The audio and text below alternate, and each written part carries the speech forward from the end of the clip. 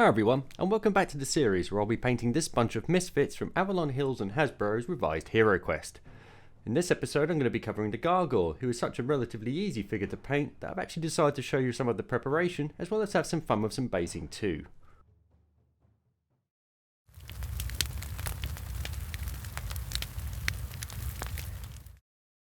Beginning with the preparation work, you want to look out for gnarly little bits of plastic like this which can really ruin your painted figure.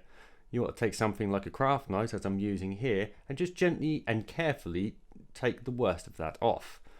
Once you've done this, you want to switch to maybe something like a mould line removal tool such as I'm using, or the back of the knife, just to scrape away some of those unsightly lines that you often get. Now with these figures that is particularly hard to do, and I often switch to a piece of sandpaper such as this, which is a 240 grit, which will help to smooth it down but will leave a rough texture. So I'll then come in with something like this sanding sponge, which is an 1800 grit, to really try and buff it back to a smooth finish. With the prep work now done, these are the only paints you're going to need to actually get the figure finished. However, I'm going to tackle the basing first, as it's far easier before the prime, so apologies for the video being back to front in this way.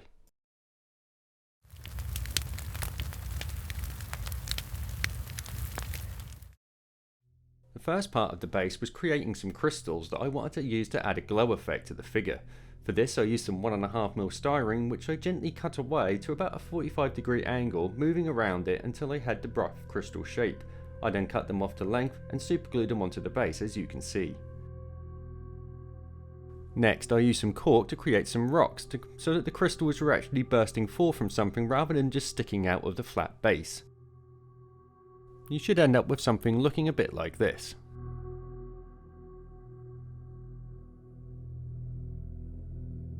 The last thing to do then is to apply some texture to the flat areas of the base that are left, so we'll be coating them in with some watered down PVA before then dipping the base into a tub of sand. We'll then gently lift it out of there and tap off any excess that is left, cleaning around the rim with our fingers so that we won't have a rough surface when we actually come to paint the rim later on. We'll then prime the whole figure in Mechanicus Standard Grey.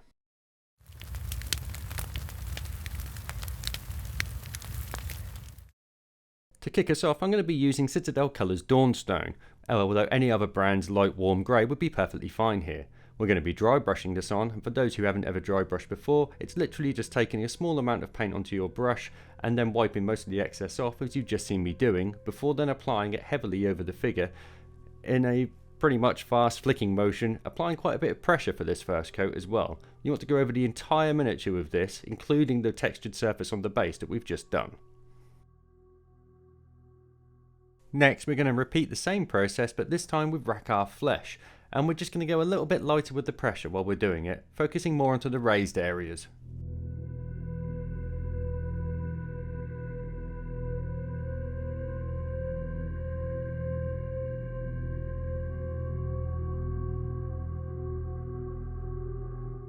As odd as he may now look, we're now ready for some shades.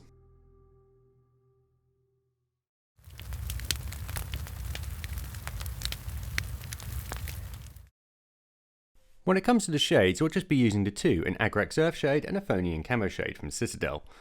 What I'll do is apply the Agrax Earthshade liberally across most of the figure, and then I'll come back at it with the Athonian Camoshade on the places that I'd missed. I'll then allow the two to subtly blend together and also place some of the green over the brown and vice versa. That way you get a nice rough even mix and tone of colour, which will give it a nice natural blend as well.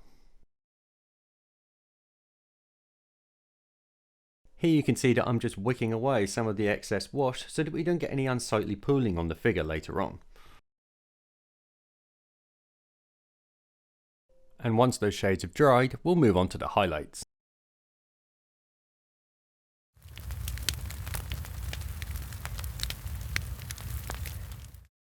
The first thing you want to do here is to paint the base black.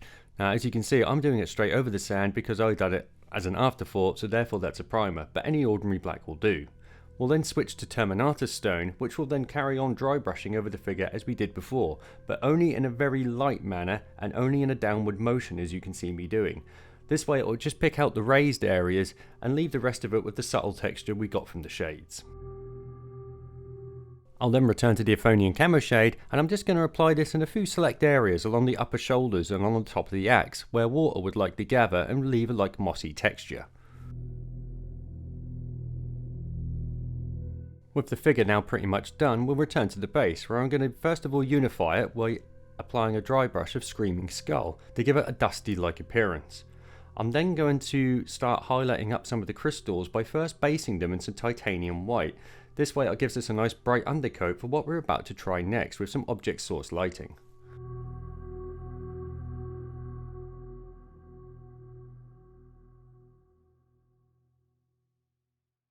Once that white has dried, we're going to start off with some Warpstone Glow from Citadel again, and I'm just thinning it down on my palette because I really don't want it to be very thick, and we're going to apply it in two very thin layers. The first layer we're going to coat almost completely over the crystals, leaving only the absolute very base as in white. Once that's dried, we'll come back with a second layer, but we'll start that from only halfway up the crystals, so that the darker area will be towards the top of it with a lighter, brighter crystal towards the base.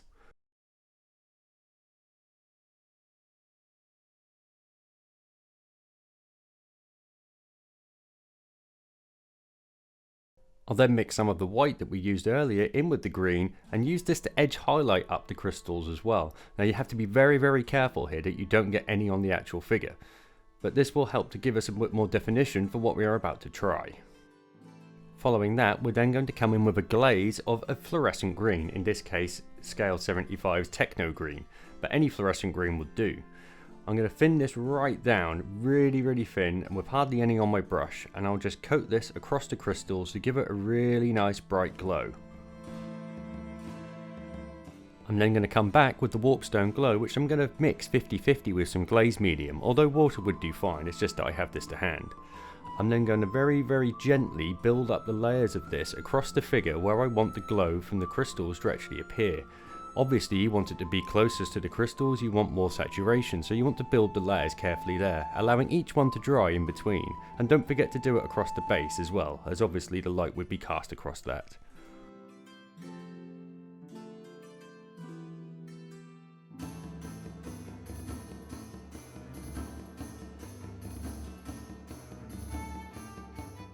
You can continue to build the glow as much as you like by increasing the saturation between layers, but I'm happy with this as it is, so I'm going to come back in with a final little dot of white at the top of each of the crystals just to help sell that shining glowing effect. We'll then do the usual of painting the rim of the base in Abaddon Black, and a couple of thin coats as usual.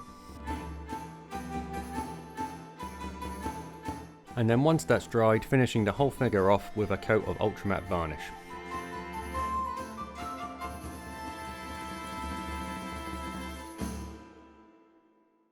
So there you have it, one easily painted Gargoyle from HeroQuest with a little bit of embellishment added to the base just to make it slightly more interesting.